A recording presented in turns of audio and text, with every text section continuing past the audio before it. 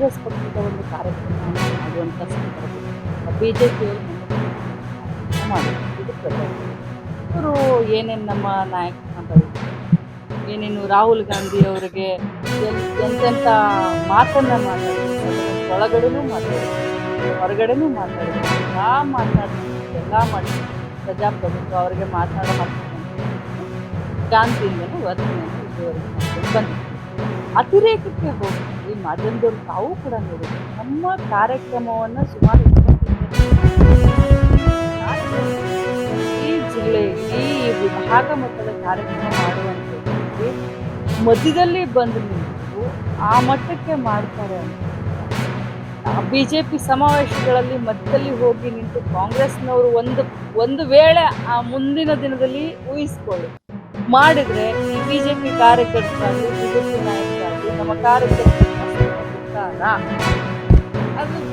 ಬಿಡ್ತಾರಾ ಮುಂದೆ ಇದಕ್ಕೆ ನೀವೇ ಸಾಕ್ಷಿ ಆಗ್ತಿರಲ್ಲ.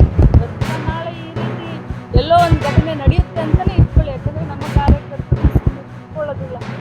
ನಮ್ಮ ಕಾರ್ಯಕರ್ತರಿಗೂ ಆ ರೋಷ, ದ್ವೇಷ, ಆವೇಶ, ಅಭಿಮಾನ, ಪಕ್ಷದ ಬಗ್ಗೆನ ಕಾಳಜಿ ಎಲ್ಲ ಇರುತ್ತೆ. ಸಿದ್ದರಾಮಯ್ಯನವರ ಅಭಿಮಾನಿಗಳು ಈ ರಾಜ್ಯಾದ್ಯಂತ ಮೂಲೆ ಮೂಲೆಯಲ್ಲಿ ಇದ್ದಾರೆ. ನಮ್ಮ ಮುಖ್ಯಮಂತ್ರಿಗಳು ಮಾತನಾಡಬೇಕಾದ್ರೆ ಈ ರೀತಿ ಕಪ್ಪು ಬಾವುಟವನ್ನು ಹಾರಿಸಿದ್ರು ಅಂತ ಹೇಳಿ ನಾಳೆ